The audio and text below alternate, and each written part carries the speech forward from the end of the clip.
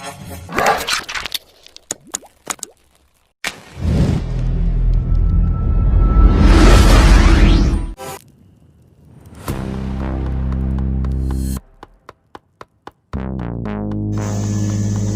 આપણે શીખીશું આવું વેબ પેજ કેવી રીતે બનાવવું। ચલો સિમ્પલી લખીએ બોડી ટેગ અને બોડી ટેગની અંદર આપીશું સ્ટાઇલની અંદર આપીશું બેકગ્રાઉન્ડ કલર। એક્ઝામ્પલ તરીકે લઈ લઈએ લાઇટ બ્લુ।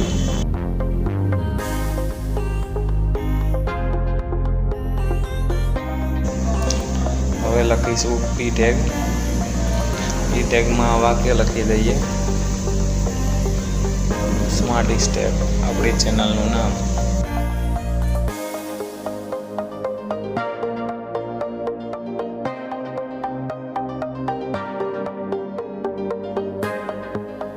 લાઇન બ્રેક માટે બીઆર ટેગ વાપરશું અને સેવ કરીને જોઈએ રિઝલ્ટ આવું દેખાશે। હવે પી ટેગની અંદર આપણે સ્ટાઇલ આપીશું। સ્ટાઇલમાં બેકગ્રાઉન્ડ કલર લઈ લઈએ, બેકગ્રાઉન્ડ કલર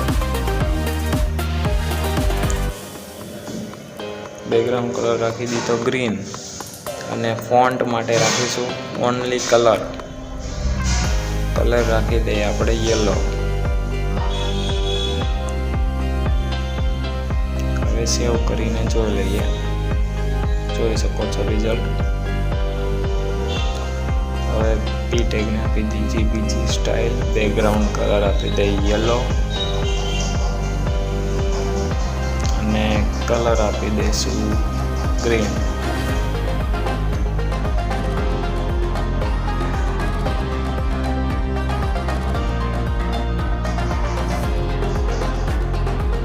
હવે આની ટેક્સ બદલવા માટે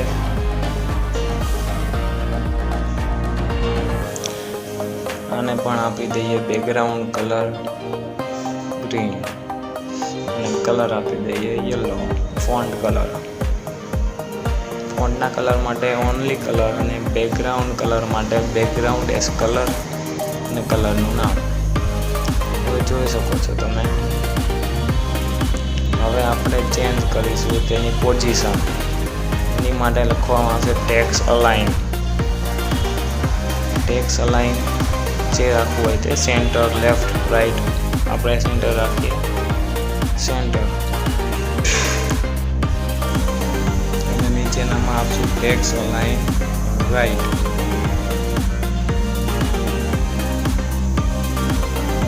તમને રિઝલ્ટ જોવા મળે છે।